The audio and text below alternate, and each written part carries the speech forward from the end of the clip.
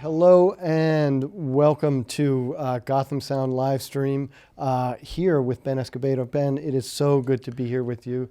We are here you're here on behalf of Shure. Yes. Very excited. And we're here because the FCC has announced WMAS rules are now sort of moving forward. I want to read the commissioner's statement. Unless you are in video and audio production, the odds are you have not thought much about wireless microphones, but they are everywhere. Let's start with last weekend's Super Bowl. The commentary on and off field required wireless microphones along with the halftime show. You'll find them in big Broadway productions and small town theaters. They are everywhere on film sets, commonly used in houses of worship, stadiums, and schools. That is remarkable. I was happy to see the film sets mentioned, which is something I haven't seen before. I've represented film sets at FCC meetings, Yeah. and just excited that they are turning their attention to our industry in this very public way. Now, Ben, Yes. what is WMAS? That's a great question. Well, WMAS, or most people call it WiMAS, wireless multi-channel audio systems, is a way that we can break outside of the mold that we typically have for traditional wireless microphones. So traditional wireless microphones, I think many on the webinar here know about, have operating parameters of 200 kilohertz. So that was the standard as long as I've been in this industry. And those are kind of the playground that we have to, abide by, not only here in the U.S. but in Europe as well. Been a standard since the analog days, from the original wireless microphones. From the new digital technology, we still have to play in those parameters. And now, WiMAS allows wireless microphones to use greater than the 200 kilohertz. But I will say the FCC has set up rules to do it responsibly. It's always to me, it's always mind-blowing when we're talking about this stuff of that, unlike any other really technology, wireless microphones are unique. The fact they have to sound really good, they have to have low latency, and they have to be reliable. Everybody, well, my cell phone works, or other things can ask for data or repeat data again. With a wireless microphone, you have one shot to get it, and it's got to be quick and sound great and be reliable and do it over the air. We don't have that capability of being inside of a pipe or an Ethernet cable or a coax cable, really, like computers or other technologies do, or fiber. But we're doing it in the free air, faced with those kind of restraints. Now, with the newest kind of ruling, it kind of alleviates some of those concerns by making it wider, and we can have the potential to do really cool things with it, or different things far beyond what we can do now. What exactly does WiMAS bring to us? I mean, it brings spectral efficiency, I think, number one. Mm-hmm. I mean, if you really want to pack your channels in tighter to a smaller area and eliminate the gaps between channels, this is a great way of doing that.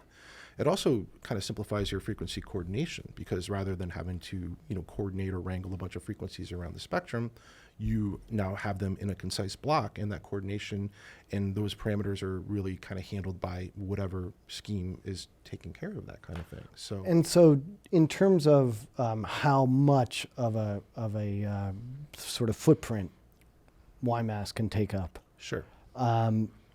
is it limited to whatever the TV channel is, or can you go beyond it, or should you not use the entire TV channel? What's some of the philosophy behind that? That's a great question. Well, we have a quick slide about the rules from the FCC as it's been kind of brought out there. But basically how it goes is that in the UHF spectrum, if we're talking below 608 megahertz here in the US, we can use up to 6 megahertz in that range. In other ranges outside of the UHF range, if those are permissible or licensed, or you have STAs to use them, you can use wider swaths of spectrum in order to accomplish whatever you're trying to accomplish. Just because that swath is listed, it doesn't necessarily mean you have to do that wide. Mm-hmm. That is the kind of the maximum limit.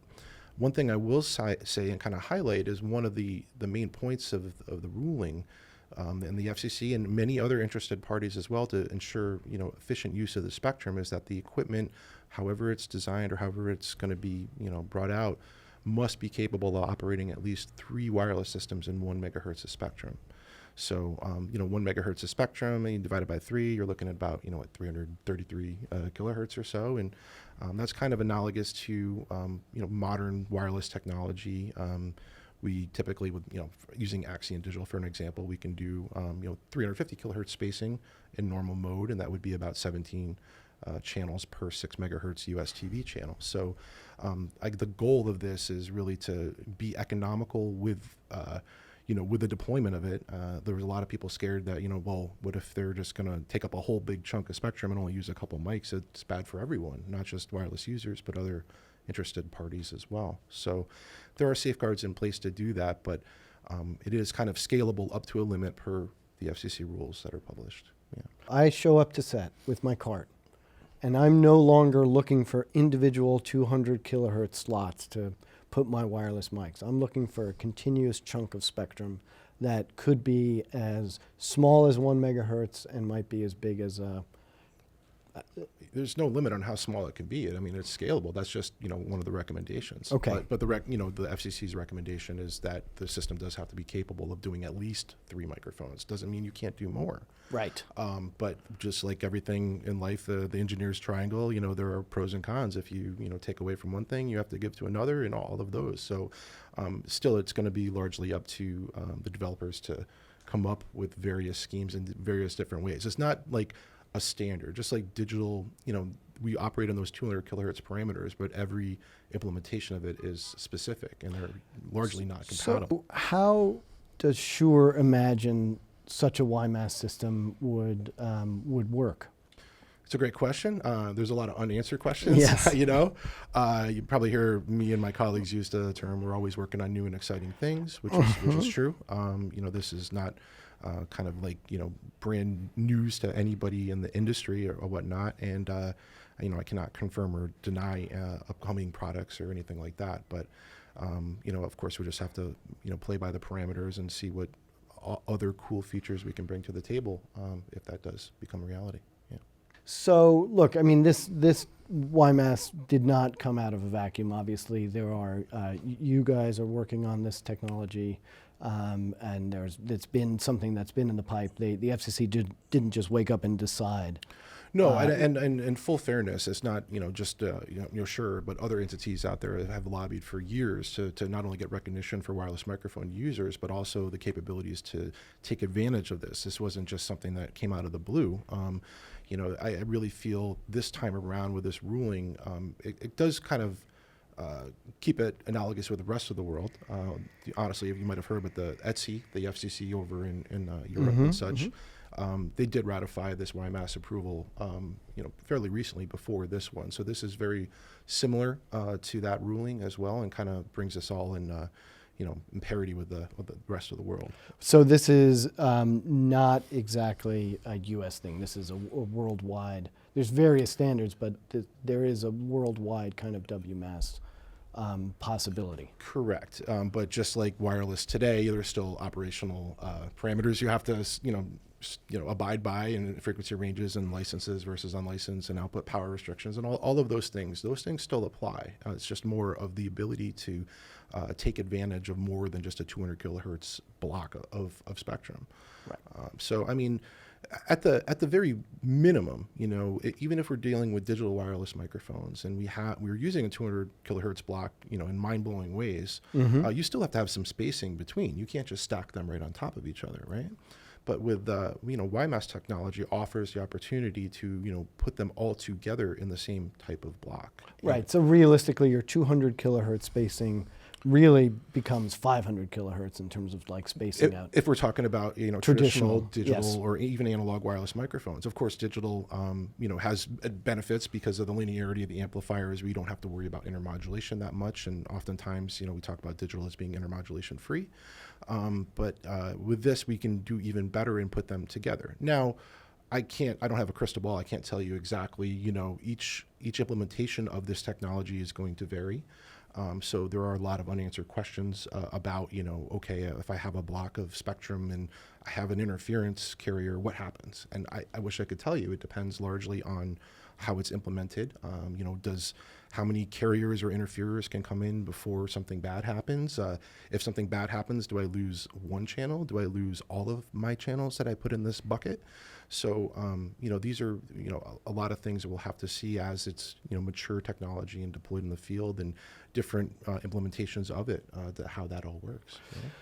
So I guess, look, there's various sort of ideas that are out there, but at its heart, what we're talking about is a chunk of spectrum Yes. that is no longer used for one person's voice going back to a receiver. Correct. Now I can have multiple people's voices, devices, Sure. going back to a receiver, a central receiving point.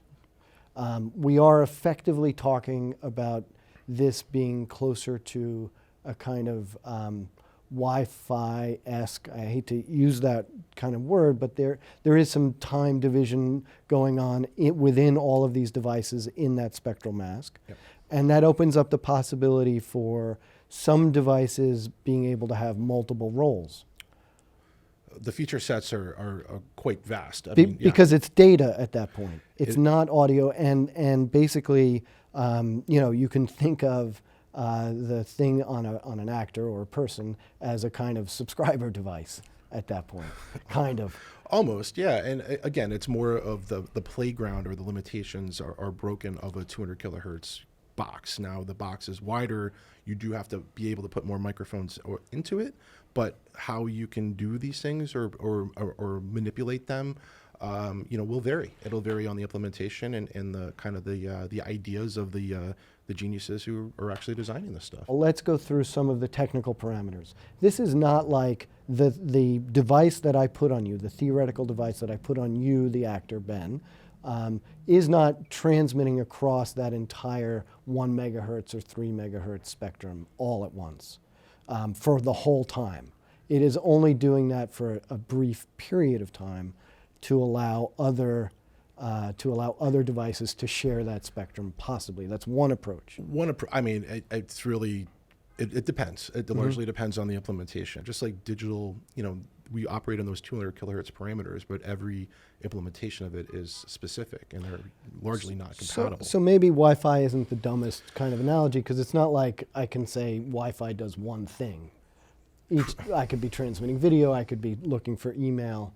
Right, It's a standard. Like, well, you mentioned it is data, and I mean that's really, even digital wireless microphones as we know them today are data, are portions of data, and how you allocate that to audio versus control versus that's all really up to the architects or the designers of these new technologies.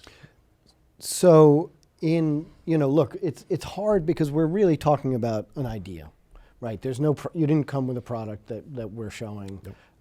These are really kind of like what is possible. Correct. And so for me, I am going to think about it along the lines of, okay, I have a chunk of continuous spectrum. What is possible given the FCC's kind of standardization? That's it. I mean, it just it is more of the parameters and things that we're excited about. It's not really a new, like, this is the only way it can work. It's more of a, I hate to say it, but like a choose your own adventure. I mean, once these, you have this playground to play in, it's really up to whoever is developing this to utilize this to its fullest. So, for example, one thing I imagine is, right now, a lot of wireless manufacturers, Shure included, they have a separate control frequency band that they work on. In theory, we don't need that anymore. This can be a two-way technology. It's a possibility. I mean, that you have more spectrum to deal with, and you're not worried as much as, making sure, the audio can only fit in this little bucket and all of that. I mean, granted, there is data and things going on now, but this does open up the possibility for those type of new technologies and features. And so just to beat this metaphor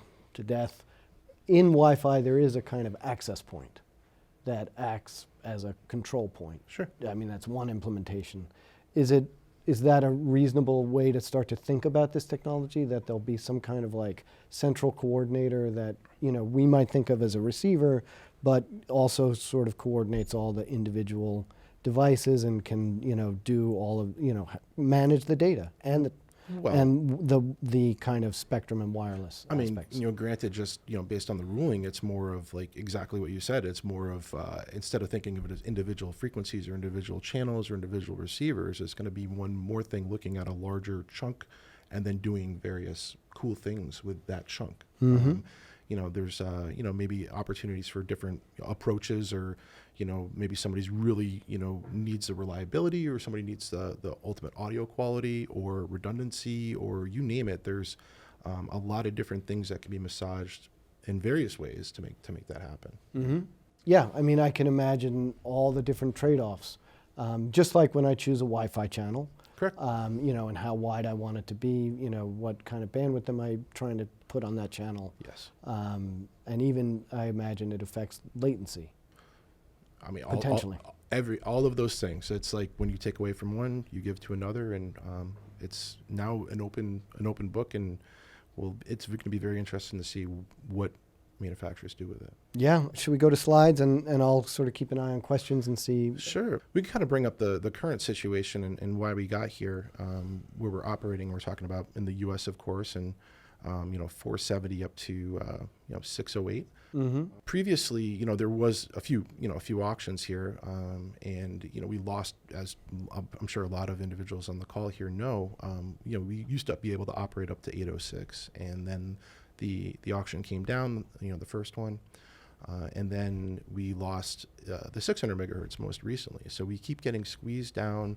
There's part of the digital repack and such. And now we are operating all the way up to about 608 with some other esoteric bands such as the duplex gap and the guard band. A lot of people ask me all the time, are we going to lose more spectrum? And I'm, never say never.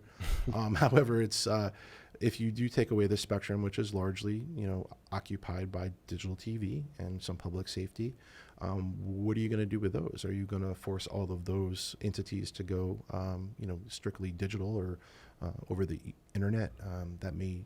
That's going to be kind of a tough pill to swallow. A lot of these repacks, especially the last one, when we went digital, we made more efficient use of the spectrum. If you have your TV, channel 3-1, 2-3, you could pack more TV stations in a smaller amount of space and therefore free up. But I think everybody in the industry has been affected by the lack of spectrum. And why, when you opened up with the kind of the FCC's take on all of this, is getting acknowledgement of some of that, and getting these tools to hopefully do more with less. That's really what it's all about. Yeah, I mean, and I don't want to belabor that point, but I remember distinctly being at an FCC meeting, and the engineering sort of representatives at the FCC said, "Look, why are you guys so inefficient with spectrum? You're using technology that was perfected in the 1930s. Right. And, different people got up and spoke like, why can't you just do what a cell phone does, right? We need the super low latency and the fidelity that cell phones aren't capable of, that kind of thing. And so, I have this memory, and I would love for anybody who was there to corroborate it, that some of the wireless microphones on the dais were technically illegal by the FCC's own rules. That's funny. Again, so nobody complains till it doesn't work. It's a far cry, from that to this. So yeah, for sure. I think in previous decisions were made largely based on the number of registered users, and we're going back 10 years ago or so. Registered users are predominantly television stations and television studios and entities that held that license. Yes. I think it's more common now that we encourage a Part 74 license, and you can get one of those fairly easily. Right? And listen, I imagine that the engineering commissioners were in part seeing all those registrations come in, and that's informed that statement. I hope so. I would assume so, since they're Yeah. kind of receiving that paperwork and whatnot. The motion picture one especially caught my attention, just because I remember getting up to speak and being looked at don't they dub all that, just all the usual stuff. The fact it was specifically mentioned about Yeah. the film industry, I think, is just a massive win for everybody in the industry, and that we have some sort of acknowledgement. Again, I think a lot of the decisions were made just based on licenses. Oh, there's X number of licenses in the U.S. Oh, wireless microphones, there's not too many of them out there. Right. And let's be honest, I mean, the lion's share is unlicensed wireless microphone use, even at the highest levels. The largest events you can possibly think of, there's many unlicensed. And it's, it's starting to turn a little bit, but predominantly unlicensed wireless microphone users who just need high quality audio, low latency, and reliability. All right. Wi-Fi access point is an interesting comparison. It has channels, assignment, spacing between channels. This is Eric Likeness.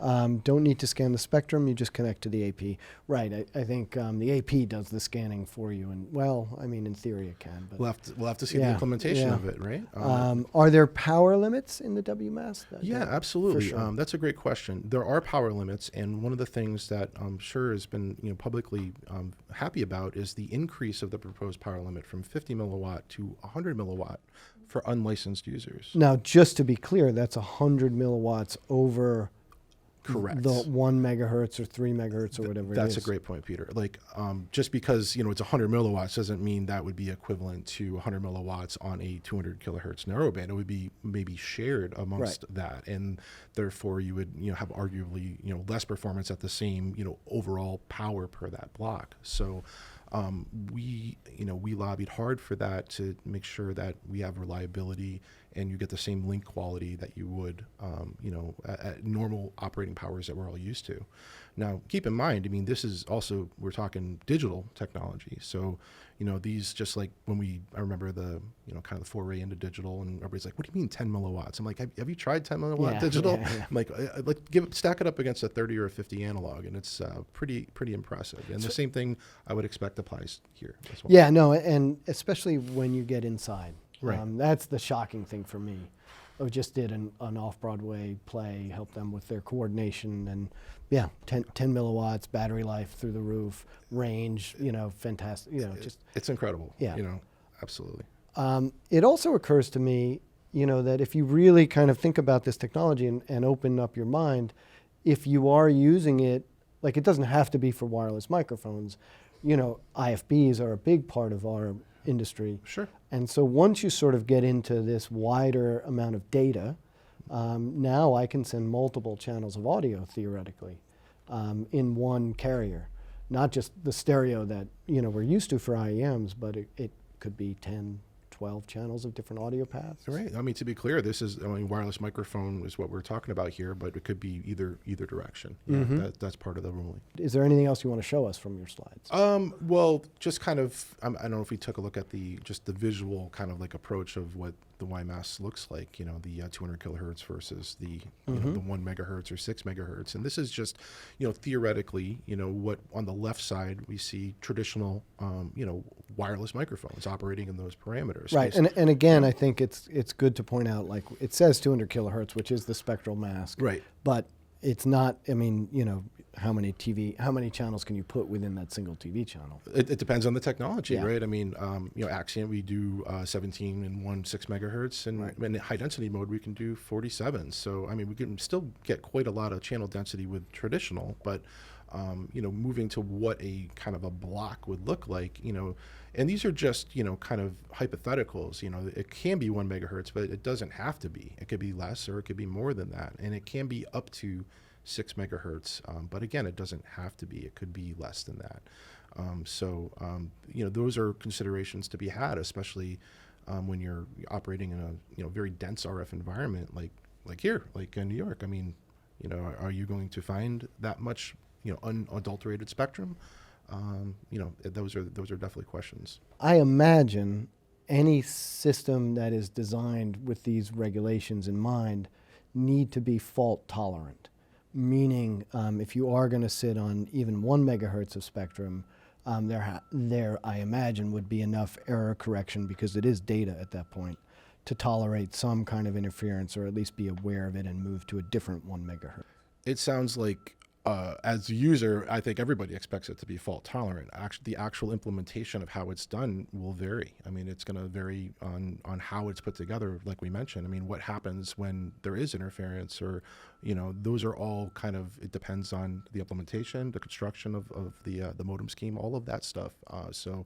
I can't say for certain one way or another, or some systems may deploy additional technologies to mitigate those things. Hopefully they will. And what happens when you're doing your film shoot and somebody comes in and steps on your frequency? Those are all. I wish I had a crystal ball to tell you those things, but I don't.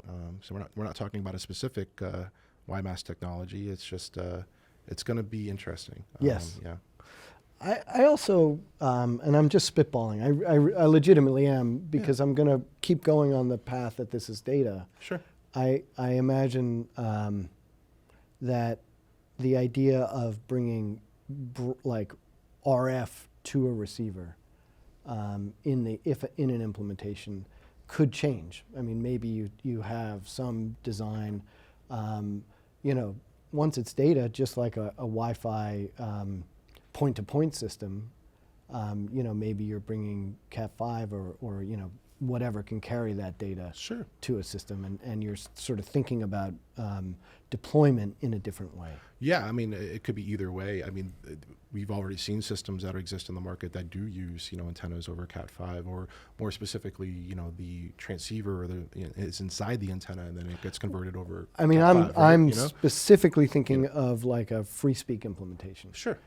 But because that's data, and they can do it that way, but now so are we in theory. Right. I mean, again, it's the implementation is wide open. Could it be done that way? Absolutely. Does it have to be done that way? Not necessarily. I mean, pros and cons of each. Some advantages, yeah. Some advantages, but also some disadvantages. Fair. What if you have an existing antenna system and you want to kind of take advantage of that? Yes. Some sort of DAS or something. So, question about current transmitters: are the ADX1Ms capable of putting out the now allowed milliwatts? Is this a firmware or a hardware thing? Oh, well, be specific. I think, these regulations and things are going to have to be ratified by the FCC and be tested to be for those parameters. So I think as it stands, it's not like we could just wave a magic wand and make everything, this technology. Because devices still need to be certified, and there's still a procedure. There's a lot of There needs to procedures. be devices. Right. I can't just do like, oh, it's just a firmware update. I mean, I think it goes larger than that, and kind of like thinking of the architecture of the system and things of that nature. I also think we have to be careful about milliwatts, because 100 milliwatts over, a tiny 200 kilohertz carrier, that's I think that's a lot for a digital signal. Sure. And I think, there are trade-offs to be had in terms of battery life, and you may not want 100 milliwatts over an entire 1 megahertz or even 6 megahertz at that point. Correct. I mean, it really again, it depends on the implementation and how these are designed. Again, unlicensed wireless microphones, analog or digital, can do 50 milliwatts currently. So, we do have transmitters that go up to 50 milliwatt digital, and that's not unheard of, but typically, lower battery life and impressive range.